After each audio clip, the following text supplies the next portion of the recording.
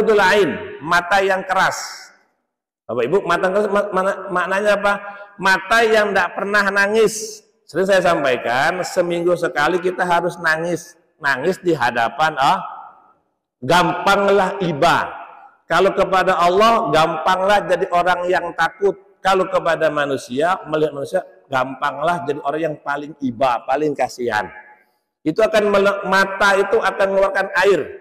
Kita sering dengar, Pak, ada 2 air yang diharamkan disentuh api neraka.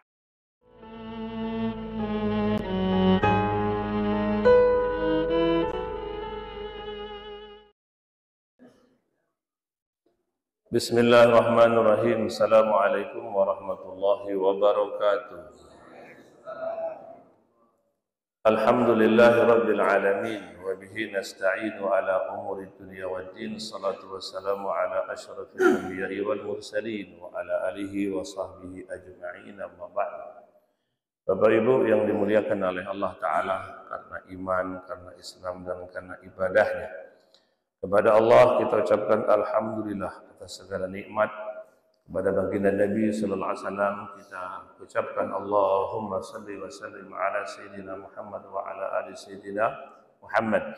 Dan untuk masing-masing orang tua kita katakan rabbighfirli wa liwalidayya warhamhuma kama rabbayani shaghira. Alhamdulillah kita berada di penghujung bulan Sya'ban, habis bulan Ramadan. Kalau enggak Senin malam Selasa, Selasa malam Rabu. Nah, enggak usah ribut-ribut kan? Ustaz ikut yang mana? Nanti nunggu pengumuman dari pemerintah. Yang jelas ketika nanti masuk malam tanggal 1 Ramadan, berarti mulai hari Ahad Senin, Pak. Itu setiap maghrib kita baca doa, Allahumma ahillahu alaina bil yumni wal iman wassalamati wal islam rabbi wa rabbukallah. Bisa dihafal lah, Pak? Aduh, gimana mau dihafal lah? Dia diulang 1000 kali, lupa juga. Saya mengingatkan, Allahumma ahillahu bil yumni wal iman wassalamati wal islam rabbi wa rabbukallah. Jadi di situ memang ya Allah, hilal sudah Kau tampakkan kepada kami minta kebaikan, keselamatan dan menguatkan iman kita hanya kepada Allah Subhanahu wa taala. Penting, Pak. Ya, segala hal kalau diawali dengan doa pasti isinya baik. Oh, aku sudah doa tapi tidak baik. Untung doa, kalau enggak parah.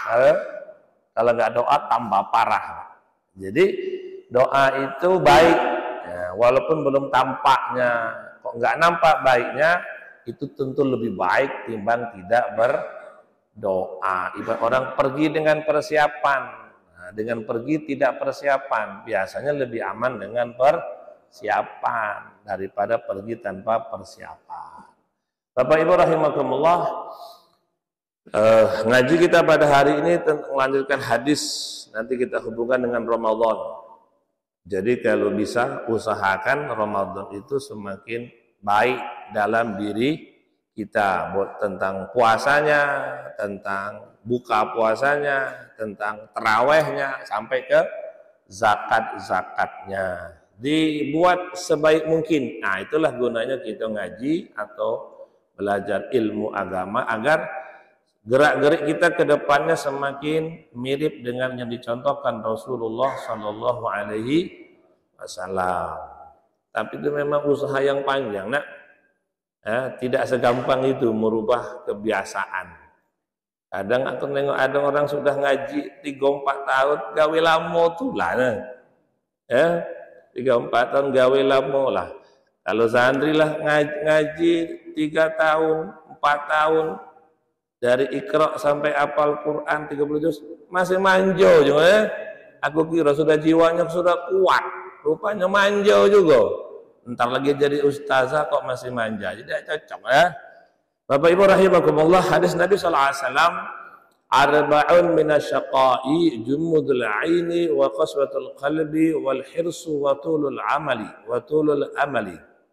Jadi Di sini Nabi SAW sudah melihat menu calon-calon ahli surga, syaratnya apa, termasuk juga calon-calon ahli neraka. Nah, inilah baiknya Nabi, Pak. Nabi itu bukan hanya memberikan pertanyaan ciri yang besar pun dikasih, yaitu kunci langit, kunci akhirat. Maka beruntung orang yang membenarkan Nabi, beriman kepada beliau, karena dapat berita, bocoran berita akhirat. Untung dapat. Kalau tidak dikasih tahu, bahaya tuh, Pak. Nah, itu Nabi SAW saking baiknya ingin kita selamat, berita yang kita pasti tidak tahu, kalau kita tidak pernah ke akhirat, Nabi sudah pernah ke sana dan Nabi memberitahukan seluruh cerita-ceritanya supaya kita sampai ke dalam surga dan tidak ke nerakanya Allah Subhanahu wa taala. Arba'un minasyaqa. Mungkin pernah kita dengar, ada 4 sifat, 4 perkara yang menjadikan manusia itu rusak, binasa, celaka. Bisa su'ul khatimah, bisa tidak ditarik ke surga, bahkan dilempar ke dalam neraka. Syaqa itu rugi di atas kerugian. Saking ruginya itu tidak ada untung sedikit pun. Siapa itu? Orang yang hidupnya ujung-ujungnya diponis masuk nerakanya. Nah, sebabnya itu apa, Pak? Kalau kita bayangkan kan, ya Pak Ustaz, dosa, tidak mau taat, itu efek bukan sebab. Itu akibatnya, bukan sebabnya. Dosa kayak Adam salah. Kalau bilang Adam salah, jangan bilang Nabi, Adam saja. Adam saja. Adam dan Hawa salah. Itu dosa itu kan efek karena makan buah khuldi itu. Kalau tidak ada buah itu, ya tidak salah gitu, Pak. Nah, sekarang kita semua nggak mau berbuat salah. Salah itu efek akibat suatu perkara. Nah, penyebabnya itu apa? Ini penyebabnya, Pak. Yang kita hindarkan penyebabnya. Sekedar ngobati penyakit dan tidak menjadi penyebabnya, nanti datang lagi penyakit itu. Akhirnya ke rumah sakit lagi. Lah nabung 10 tahun, ada orang tua jual pempek. Allahu Akbar. Aku kira sudah kaya rayo. Karena pempeknya enak, Pak. Dan laris. Tapi kok tidak berubah-berubah. Kapan dia pakai mobil? Bang, mana tabungannya selama ini? Iya Pak Ustaz, lah nabung hampir 30 juta. Nah, jadi anakku kena DBD, dia bilang habis sekarang. Habis. Nah, terus begitu lagi berikutnya, Pak. Diobatin, cuman rumahnya tidak dibersihkan. Akhirnya dapat duit, anaknya DBD lagi. Habis lagi, habis lagi, habis lagi. Kasihan juga Pak ya. Kasihan juga Pak. Ya kasihan baik kasihan. Tapi sayangnya belum mau sembahyang sampai sekarang. Ya. Nah itu pula iya.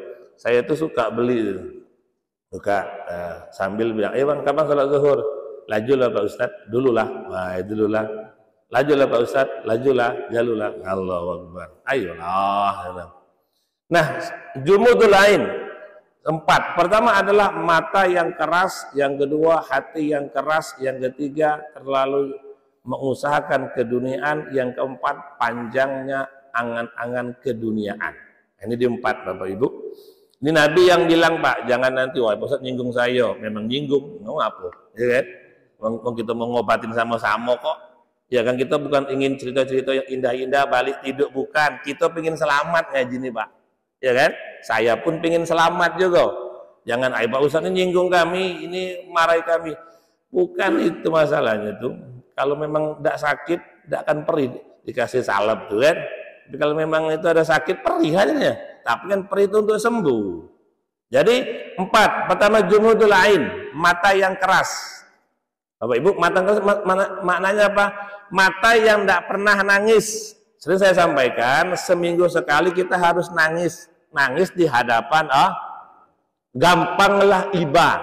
Kalau kepada Allah, gampanglah jadi orang yang takut. Kalau kepada manusia, melihat manusia, gampanglah jadi orang yang paling iba, paling kasihan.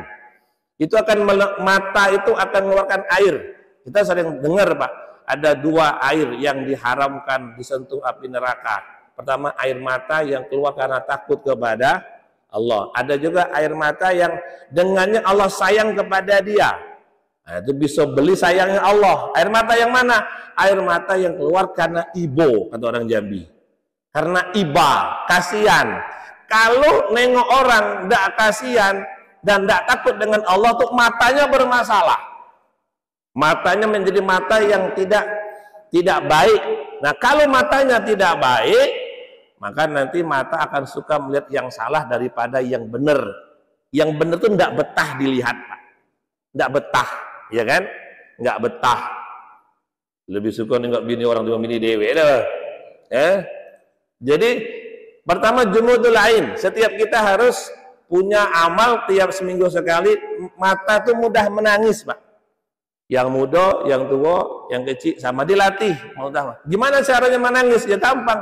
Ketika kita berdoa kepada Allah, minta ampun pakai bahasa Indonesia, ingat dosa-dosa. Cerita dengan Allah tuh pasti baik. Tidak apa-apa. Tidak usah sama manusia. Manusia tidak usah cerita.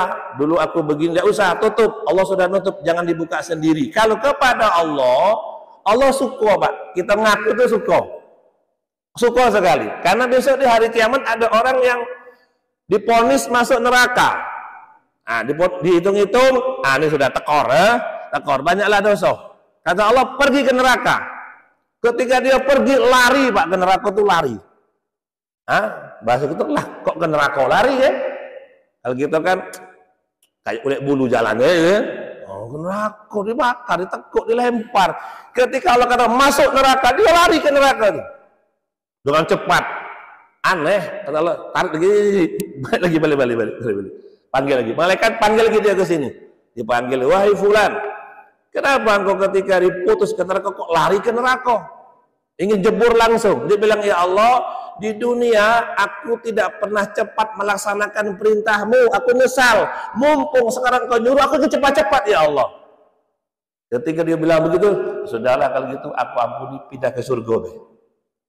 Nah, pindah ke surga, Pak. Masih ada keadaan itu, kesempatan itu. Ini gunanya kita ngaji, Pak. Mudah-mudahan ilmu itu kebawa ke akhirat.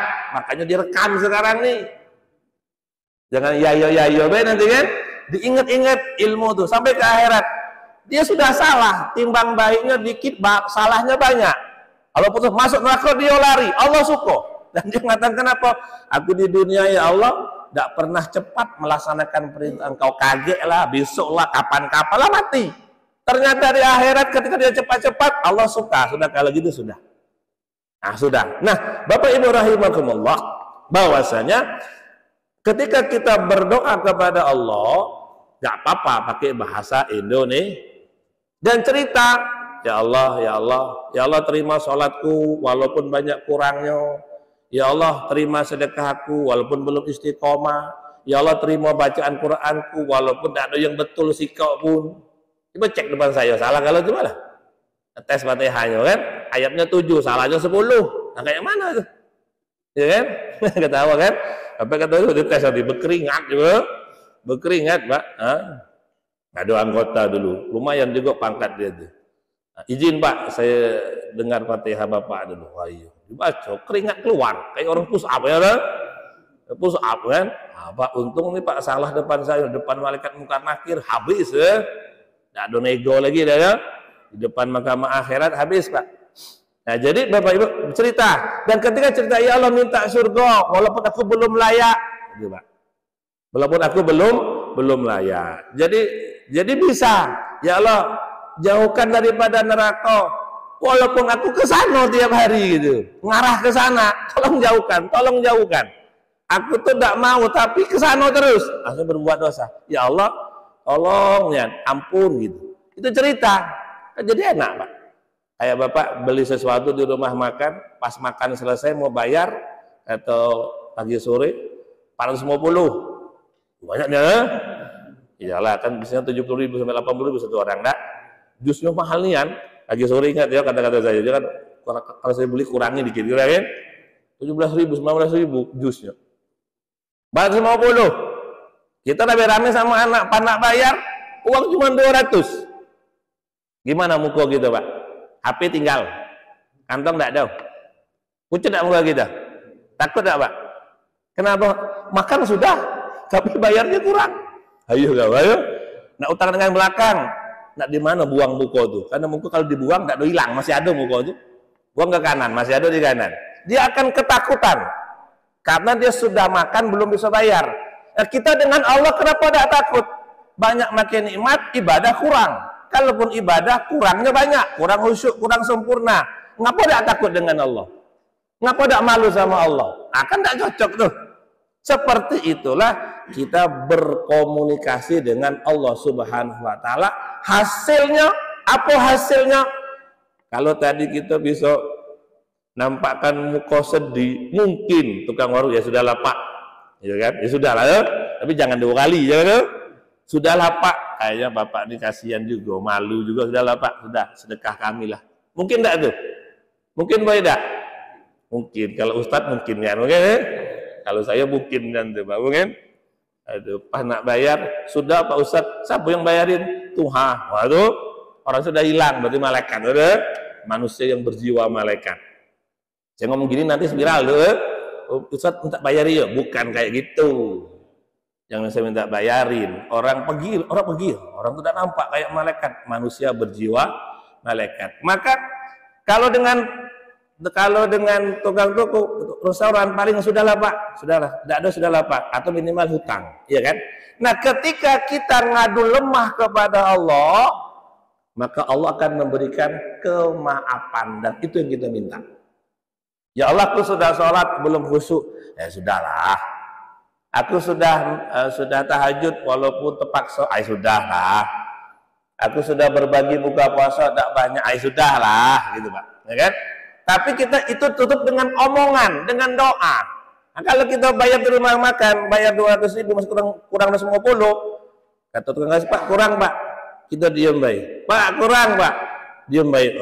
Pak Satpam sikat. Nggak bisa. Asal ngomong lah, Pak maaf Pak, duit aku kurang. Duit aku ketinggalan. Ketika ada omongan, maka ada tindakan dari yang punya restoran. Kita dengan Allah harus banyak omongan dalam doa itu tadi, Pak. Sehingga nanti hasilnya apa? Kita akan takut dan meneteskan air. Nah, kata tukang, sudahlah Pak, sedekah kami. Aduh, alhamdulillah. Coba dari awal tadi kan, tidak ada bayarnya, ya kan? 10.000. Kan ada iba itu sehingga dia tidak ada bisa ngomong, Pak. Saking senangnya minta ampun. Saking senangnya minta ampun. Nah, sekarang ketika kita berdoa, kita harus yakin Allah tuh sedang mendengar. Pasti sedang mendengar. Bukan lagi kalau mendengar, tidak. Pasti, Pak. Jangan bilang Allah dengar, tidak kira-kira ya. Allah jangan langsung hati diolah. Allah sedang mendengar dan Allah bilang iyo, dan Allah bilang iyo. Kan ada ilmunya sudah, sehingga nanti kita merasa iba meneteskan air mata. Nah, air mata itu ditimbang nanti Pak menjadi amal yang besar. Kalau dia tidak pernah nangis, Pak, tidak pernah iba, tidak pernah takut dengan Allah, matanya keras. Nah, ini ketika mata dia tidak ada rasa kasihan dan rasa takut, maka dia dari tabiatnya keras, perangainya keras. Tengok anak gitu yang sering nangis, kita anggap cengeng kan? Jadi baik tidak ada tuh Pak, tidak ada galak, tidak Pak, tidak ada jahat, anak tidak ada nakal, tidak. Tapi anak yang tidak pernah, yang tahan nangis, nakal kayak Superman, ya. Superman Pak, tahan banting. Tapi ya kalau anak tuh nangis, sifatnya tuh ada sifat manjanya, karakternya lembut. Itu anak kecil tabiat. Yang dibutuhkan tuh kita, bukan dia Pak. Kalau dia terserahlah, kalau kita wajib demi keselamatan. Maka orang yang mudah menangis nanti akan sangat mudah menerima nasihat. Kalau kita melihat seseorang atau diri kita tidak pernah mempan diberi nasihat, apa faktornya? Ngapu ya aku nih? Lah dikasih azab tidak berubah juga, dikasih nasihat tidak berubah juga. Nak nunggu apa lagi? Nunggu apa lagi nak berubah jadi baik? Nah, kenapa? Karena dia punya matanya tidak pernah keluar, tidak pernah nangis karena takut atau malu kepada tidak pernah kasihan. Nah, penting tuh Pak, penting nih. Penting. Saya katakan minimal seminggu sekali. Malam Jumat, hari Jumat pagi, malam ada satu malam yang kita memang menangis ampun kepada Allah Subhanahu wa taala. Dibuat tuh Pak. Nah, jangan sampai lewat. Allahu Akbar. Kata Nabi, kalau tidak bisa nangis, pura-pura menangis. Kan pura-pura itu tidak baik sebenarnya. Pura-pura jujur, pura-pura sembahyang, pura-pura itu tidak ada yang baik. Tapi Nabi bilang kalau nangis pura-pura aja baik. Apalagi asli nangis. Kepada Allah tuh minta menangislah. Kalau tidak bisa pura-puralah menangis. Kan kayak ada unsur bohong. Tapi dalam nangis pura-pura aja tuh bagus, Pak. Pura-pura tuh bagus. Nangis, pura-pura nangis kepada Allah. Tidak bisa juga nangis, jepitkan kaki di pintu, baru berdoa. Sakit yo, gitu kan. Jepit kaki di meja. Saya punya anak kemarin, si Fakih sama si Afi. Alhamdulillah, dua-duanya kompak sariawan. Kalau sariawan tuh Pak, saya hemat tanggal kayu kan, nggak jajan dah ya. Jajak rumah makan cuman nengok. Alhamdulillah kalau udah makan. Kalau makan tuh banyak tapi tidak habis. Semua diminta dimakan, tidak. Akhirnya saya kalau makan saya terakhir lah selesaikan piring-piring mereka. Ayam sepotong kan walaupun diambil separuh bayar utuh dah. Utuh dah. Utuh lah. Aku lah selesaikan makan, kumpulkan gala-gala. Nah gitu kan. Sisa mereka lah gitu kan. Hari awan alhamdulillah. Bah, apa obatnya bah? Makan tuh cabai enak, sembuh lah tuh. Umur meku sampai ya apa nih? Apa iya tengoklah. Perihlah bah, sembuh besoknya. Bapaknya tidak ada dipercaya dah. Tapi itu Pak tadi itu. Nah, dikit nangis. Nah, dikit nangis. Perih kan? Mulut buka mulut perih. Aduh, perih. Coba dah, baca doa dulu. Rabbighfirli. Pas dia nangis itu saya suruh doa untuk saya lah, sudah. Rabbighfirli wali walidayya warhamhuma kama rabbayani nangis. Baca lagi nak, biarlah kau nangis. Mumpung dia bisa nangis, gunakan mewakili kita minta ampun kepada Allah. Kan elok juga jadilah ya. Nanti kita bayar tapi Pak, bayar kan? Bayar 20.000 20.000 kasih hadiah 20.000. Ketika dia sembuh kaya kita yang miskin. Ya, jadi memang gini Bapak Ibu.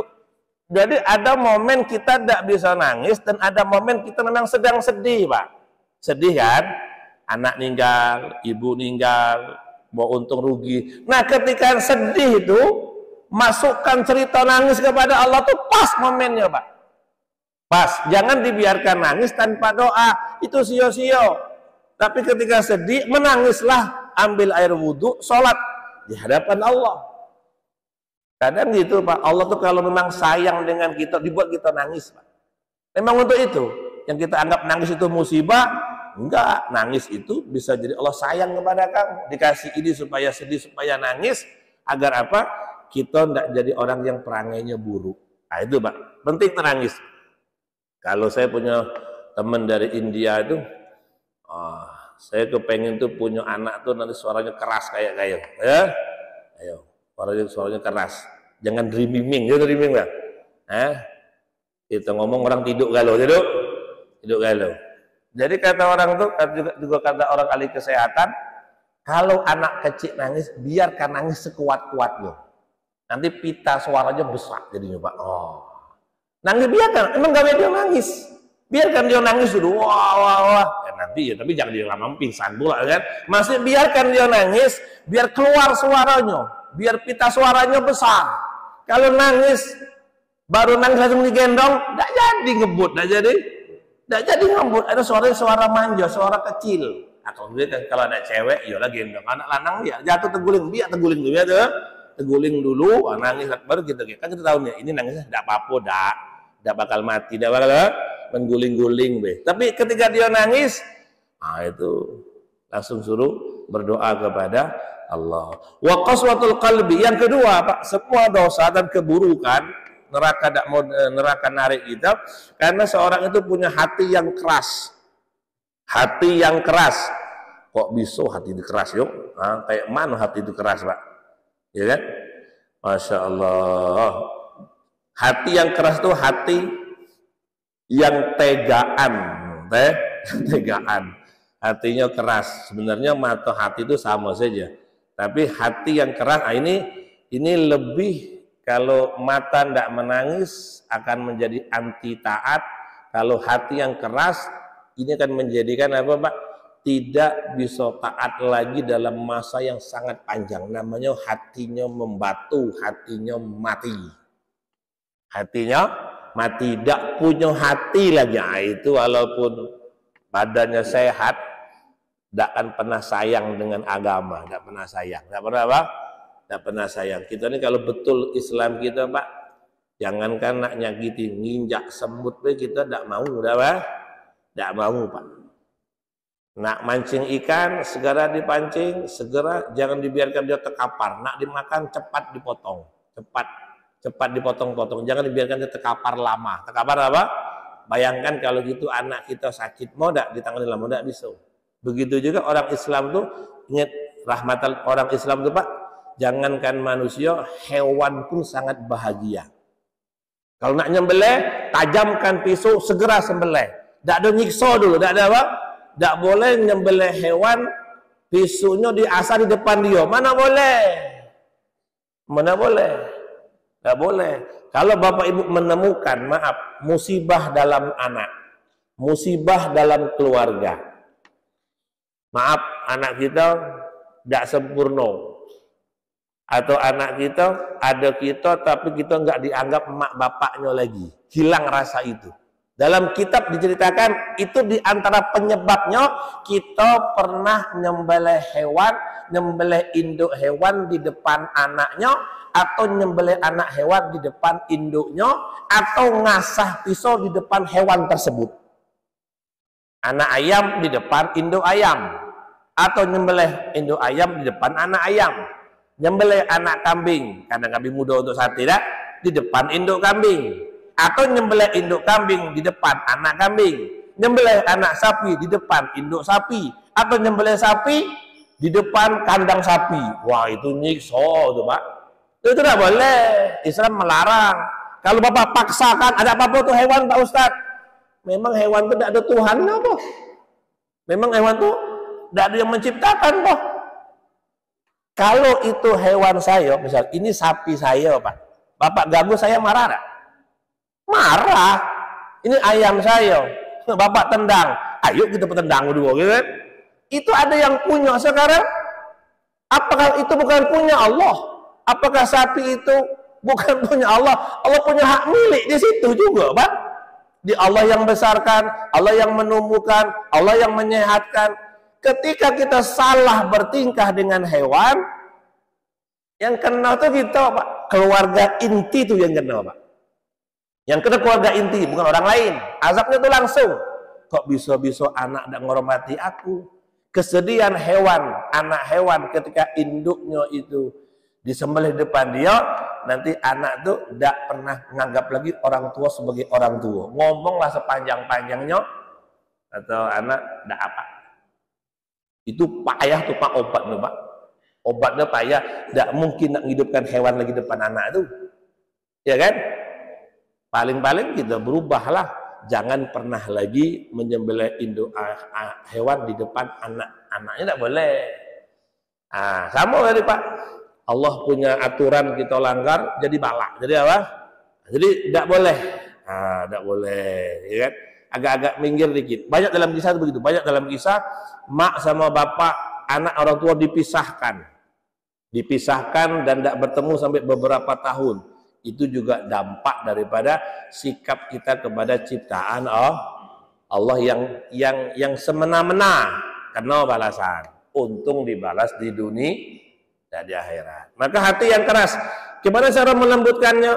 Melembutkan hati itu Pak dengan pertama mengusap kepala anak yatim. Anak yatim itu anak yang belum balik dan bapaknya meninggal.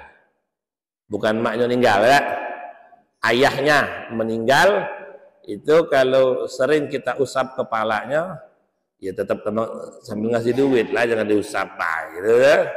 Ajak dia makan, ajak dia cerita, ini mau puasa nih, ini mau lebaran nih. Itu termasuk kata Nabi melembutkan hati yang keras. Dan di zaman Nabi ada begitu. Nabi cerita tentang kerasnya hati bahaya, bisa masuk neraka. Ya Rasul, aku ini hatinya keras. Pokoknya gampang tersinggung, gampang marah. Kalau yang jelek gampang. Tidak ada yang bakar, terbakar. Tidak ada yang nyenggol, sudah nendang duluan. Kata Rasulullah, nah, cari anak yatim, kau usap kepalanya sebaik mungkin. Mengusap dengan ingat, ini anak sudah tidak punya bapak lagi. Gimana sedihnya dia? Kalau itu pun tidak juga membuat kita sedih, memang hati robot. Tadi apa? Hati robot. Terima kasih, Bang. Nah itu, Pak. Yang kedua apa, Bapak Ibu? Hati ini bisa lembut. Kayak tadi. Ketika kita melihat datang ke rumah sakit, nah, di ruang ICU. Allahu Akbar. Saya itu beberapa hari ini gitu dipanggil ke ICU. Masya Allah. Berpesan kepada orang mau pulang ke akhirat, apa ya? Subhanallah. Orang yang gagah jadi jelek gara-gara ya. Yang kayo jadi hilang kayo, yang ada bingung ya. Ya ICU itu sendiri, Pak. Di ruang ICU, ya Allah. Sedih ya. Nah, supaya hati kita gampang lembut, datang ke rumah sakit tuh nengok orang yang ketabak tronton pula ya. Malah mati itu. Orang sakit, Bapak Ibu, sakit atau datang ke kuburan tuh nengok, lagi sampai di situ gitu, nak sombong lagi, tidak mau lagi sembahyang, tengok tuh di kubur tuh, bilang apa nasib mereka sedang bertinju, saudara. Nah, itu untuk melembutkan hati, Pak. Kata alim ulama, ada lagi, Pak. Ada lagi amal itu bisa menimbulkan keikhlasan, kerendahan hati. Apa itu, Pak? Pertama nyusun sendal, yang kedua membersihkan WC. Ini ada ulama yang setiap dia ngomong tuh omongannya gampang dipahami. Kalau dia nyuruh, orang tuh suka mentaati. Wah, karena omongannya tuh murni karena Allah, tidak ada kepentingan pribadi, memang ingin berikan manfaat kepada umat. Nah, apapun yang dia omongi gampang dipahami dan orang tuh mudah untuk taat. Ini di balik itu adalah hatinya begitu suci. Apa dibilang amalannya dulu? Dulu di pondok tuh aku selalu suka nyusun sendal. Bukan maling sendal. Nyusun sendal. Sendal orang ke masjid, sendal orang tua. Abdullah ibnu Abbas dijuluki lautannya ilmu. Wah, ilmunya banyak nian, Pak. Selautan ilmu dia itu dalam minta ampun. Kenapa? Karena doa Nabi. Ya Allah, kata Nabi, faqih fiddin, pahamkan dia agama semaksimal mungkin. Pertanyaannya, ngapa Nabi doa itu untuk dia, ngapa tidak doa yang lain? Karena dia buat, yang lain tidak buat. Apa buat dia? Dia suka nyusun sendal Nabi. Kalau Nabi datang ke masjid, sendalnya nggak ada ke sana. Kalau bilang sepele, sendal disusun kayak gitu hasil ya. Nih ada mobil nih, ada mobil Bang Wendy ngadap ke sini. Mobil saya ngadap ke sana. Kalau acara selesai, mana yang enak? Langsung atau nak muter dulu? Langsung dong ya kan? Ada gawe berikut ya. Begitu sendal, suruh anak Bu ya, maaf, suruh anak nyuci kaki kita. Enggak apa-apa, suruh be. Suruh be, nak kaki kita berendam, nak tolong cuci kaki ibu. Ibu apa nih? Kan? Mau tidak? Suruh kita kaki duduk, di ember air hangat, anak suruh nyuci. Anak yang tua hari Senin, anak yang agak tua hari Selasa, anak nomor 3 hari Rebu, anaknya 7 7. Kalau anaknya 2 per 3 hari, kalau anaknya 4 ya sehari setengah berarti. Suruh nyuci kaki kita, tidak apa-apa. Ayo Pak Ustaz, suruhlah. Tengok suruhlah. Nanti karena anak itu nanti semakin besar tuh dia akan mencari komunitas lain. Dengan kita tidak kenal, cuma nengok fotonya ini foto bapakku, ini foto mamaku. Ada nyium tangannya lagi tidak? Tidak. Suruh cuci kaki kita. Nah sendal kita datang tuh suruh ngangkat. Kita suruhnya, nak, ibu mau balik itu kan. Assalamualaikum, anak keluar, salaman. Ajarkan sendal ibu bawa ke dalam. Sendal bawa ke dalam. Dia suruh sendal. Hal-hal begitu itu sangat melembutkan hati. Tengok kalau hati sudah lembut, kata ulama seperti tanah yang gembur, tanam apa baik? Cepat tumbuh. Tapi kalau tanah itu keras, Itu tanah baru didoser, tidak ada pupuknya. Tanam pisang, pisangnya kurus. Tanam pohon kelapa, kelapanya setengah mati, tidak ada vitamin lagi. Doseran masalahnya. Kayak di pondok pertama itu kan, apa yang ditanam tidak tumbuh, tapi rumputnya tumbuh. Anak tuh kalau hatinya lembut, ibu tidak usah banyak ngomong, dikit baik, dia langsung baik karena hatinya sudah siap menerima itu cara suruh nyusun sendal ke bawain. Dan kalau suruh nyuci mobil biasalah, tambah bangga kenapa nggak dipakai mobil itu bergaya. Kalau sendal apa? Nyuci sendal, apa yang mau dibanggakan? Cuma itu nak cuci mobil apa yang baru? Itulah pokoknya. Dia senang nyuci itu, cuman setelah nyuci aku mau pakai, mak, nggak jadi dia baiknya. Kalau sendal dicuci, disusun nggak ada.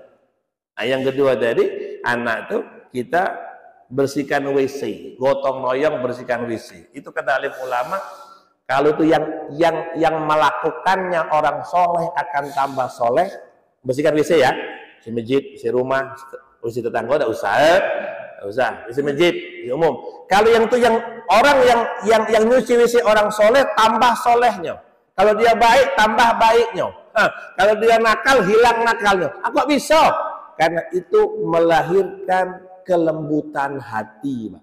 Tidak bisa dibanggakan bersihkan WC itu, Pak. Bisa apa tidak? Mau dibuat viral gitu? Aku lagi bersihkan kloset, mana bisa? Apa kalau foto depan Ka'bah bisa hebat gitu? Di foto depan mimbar bisa keren. Kalau masa di WC nak selfie? Apa? Di WC kok mau selfie ada? Itu melahirkan kelembutan hati yang luar biasa. Kalau dia orang soleh akan tambah kesolehannya, kalau orang berilmu tambah mantap ilmunya, orang baik tambah baiknya, dan anak-anak yang nakal atau yang keras akan Allah lembutkan hatinya. Caranya jangan disuruh, kita gotong royong. Orang tua itu bukan nyuruh, minimal mencontohkan dan mengajak. Setelahnya baru kita suruh. Langsung disuruh mana mau dia berontak.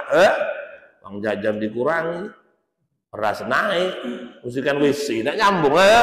Aku udah anak gagah, disuruh sebaik mungkin. Masya Allah. Yang ketiga, wal hirsu. Penyebab orang itu akan celaka adalah wal hirsu. Wal hirsu itu apa, Pak? Wal hirsu itu kepada hal materi itu sayangnya minta ampun. Sayangnya minta, itu dilarang, Bu ya, akan merusak. Kayak saya minum gelas nih, boleh saya minum nih? Saya bukan nak buat drama, bukan. Nah, gelasnya harganya berapa, Pak? Oh, 2 juta, mana ada 2 juta. 2,5 juta nih, Bang. Iya, nampak kali bohongan ya kan. Katakanlah 500.000, katakan, tidak mungkin juga, tidak mungkin. Malu 500.000 kan. Nah, sekarang ketika anak kita minum, bismillah. Gitu kan? Dia minum dengan tangan kiri. Sering tuh, tangan kiri. Tidak boleh, Bu ya. Mohon ya. Dalam hadis tuh hanya setan yang minum tangan kiri. Nah, penting tuh di acara pernikahan, resepsi, antaran, lamaran, awak gagah, tangan kiri pula, tangan kiri. Itu dengan akhlak Nabi yang kecil itu pun kita tidak bisa apa lagi yang besar. Keikhlasan itu akhlak yang besar, istiqomah itu akhlak yang besar.